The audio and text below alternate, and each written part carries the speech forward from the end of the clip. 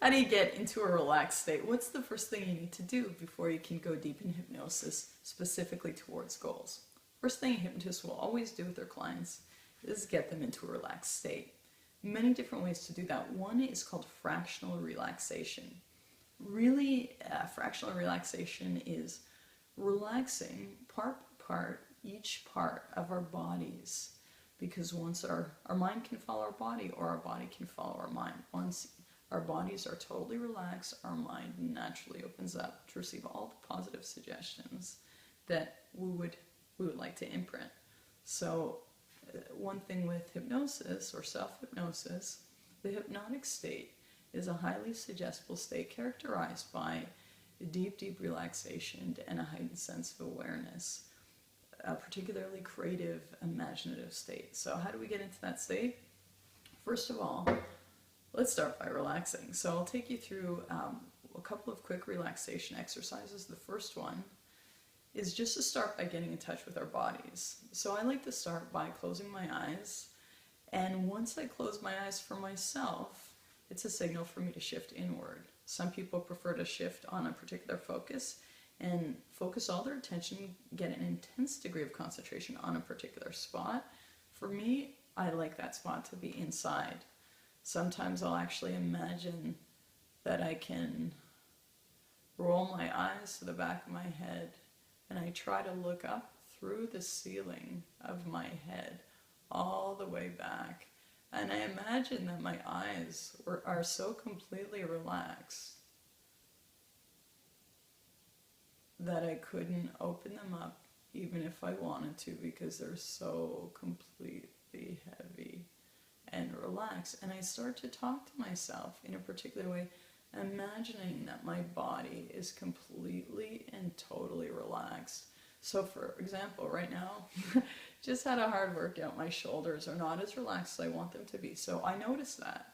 So I don't deny the reality of my shoulders. What I would actually do is focus on how I can let go of some of the tension in my shoulders. And for myself, what I find works incredibly well is I imagine inhaling deep relaxation, carrying that oxygen through,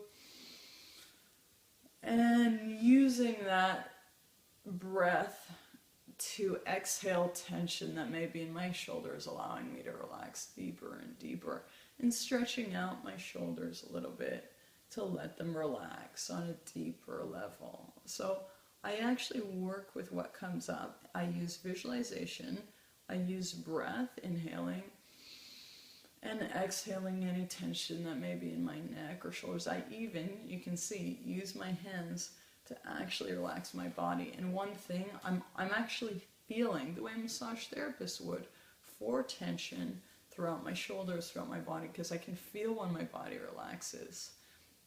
I might imagine that my arms are so heavy, just like blocks of wood, so heavy and relaxed. But you can see the visuals I suggest to myself are all around getting my body deeply relaxed. And often I will literally do this, especially if I need additional time to relax. I don't tend to these days, but some people do. Will literally go through and relax every muscle from the top of my head to the tips of my toes. Might imagine waves of relaxation sweeping through my entire body, from my head all the way down to my toes. And when I imagine it, I don't just imagine it, I imagine feeling what that would feel like. And the more intensely I can imagine that feeling in my body, the more real it feels to me. I know the more powerful that session will be.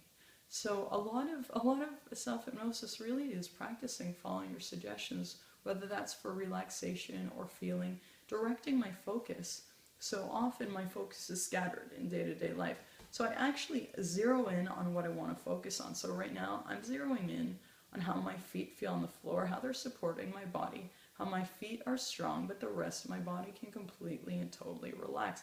These are all suggestions that I'm giving myself to get me deep in relaxation. If I were sitting down, I might focus on how the chair feels or the pillow feels underneath me. I tend to choose a straight back position so I don't fall asleep. I'm someone who can relax so deeply, it's very easy to lose all consciousness and just fall completely asleep. That doesn't serve me as well as staying focused on my particular goal. So everyone has to feel, some people actually find it easier to relax. They are not as practiced at being in a particular state, so they feel better when they lie down or are more reclined. So try different things. I always recommend just do what you think works best for you. And experiment. You'll need to experiment, and what works best for you today may not work as well tomorrow, and so forth. So change it up just enough to keep it interesting, but these practices tend to work best when you have a specific time set aside. Morning tends to work very well for people. Some people like to do it before bed, but some consistent time if you can to practice. And the practice really should not, it can take as long as you want, but it doesn't have to take more than 5 minutes. That's the beauty of this. It could take 10 minutes, it could take 20 minutes, it could even take an hour. My sessions with clients are certainly an hour.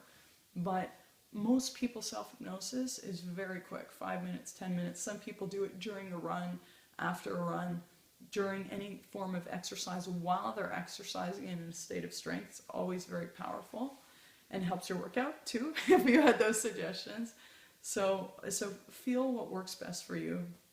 Another thing people tend to do is imagine themselves. So you can focus on relaxing through your body, getting in touch with your heartbeat, starting to feel physical things that normally would not be as conscious of. So directing our focus, practice directing your focus to where you want your focus to go, and shifting all your attention and concentration for self-hypnosis tends to be on our goals. Goals always include deep relaxation, because that will help whatever other suggestions you want to add penetrate. But so deep relaxation, adding to that specific, clear goals. So a lot of people also find it challenging to get very clear on their goals. One exercise that we will do shortly will help with that. Focusing on relaxation. So some people find it easier to just choose a place they know is super relaxing for them. So a lot of people find beaches very relaxing, particularly if you've had a beautiful vacation on a beach. You can choose to close your eyes right now and go through a very quick exercise.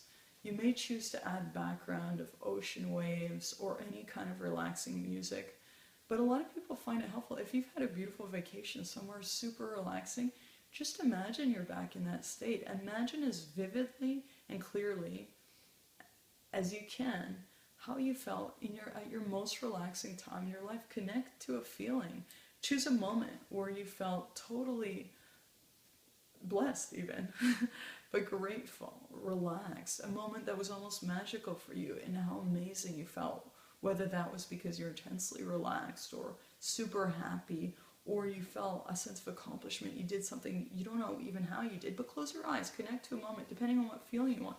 If you want to feel strong and proud, imagine a time where you impressed even yourself and it blew you away. And how did that feel? How did you stand? How did you breathe?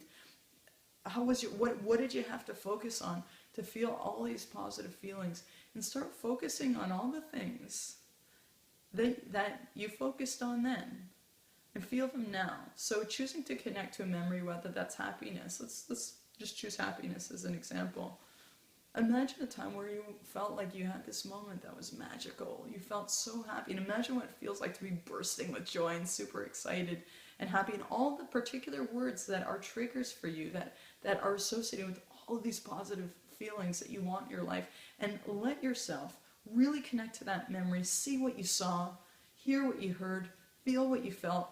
And even if there's a color or any kind of association, imagine if it's a color that you associate with that time period, imagine that color sweeping through your body, through your mind. Some people like to associate an action, maybe it's a hand to the heart, something that will literally become a button for you later, that when you take on that particular action that you associate with that memory where you felt super happy, all of the positive feelings come flooding back to you that you associate with a particular experience. So we have a lot of people get into habits of being in negative states, and usually there's a talk that goes with that, some kind of negative talk. There are things they need to focus on to feel negative. There are things that their body posture tends to do when they're in that negative place. And there are so many different ways to shift out of that. But the first one is just focusing on what we want, how we want to feel, and then starting to give our minds and bodies suggestions to get into that alternate state. We'll go through another exercise to get into the alternate state as well.